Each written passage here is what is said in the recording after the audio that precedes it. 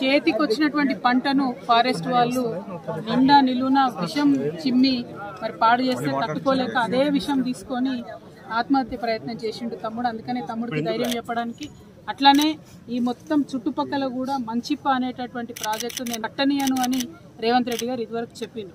మరి రేవంత్ రెడ్డి గారిని, జిల్లా కలెక్టర్ గారిని, జిల్లాలో ఉన్న ఎమ్మెల్యేలు నేను డిమాండ్ చేస్తూ ఉన్నా, మీరు ప్రాజెక్టు కట్టనప్పుడు ఇక్కడ ఉండేటటువంటి రైతులందరికీ ఎందుకు పట్టాలు ఇస్తలేరు? 10 ఏళ్లలో ప్రాజెక్టు కడతామనుకొని పట్టాలు ఇవ్వకుండా చాలా మందికి పెండింగ్ పెట్టడం జరిగింది. ఇప్పుడు మీరు ప్రభుత్వం పాలసీ ప్రాజెక్టు కట్టనని తీసుకున్నప్పుడు ఎందుకు పట్టాలు ఇస్తలేరని చెప్పి నేను ప్రభుత్వాన్ని ప్రశ్నిస్తున్నా.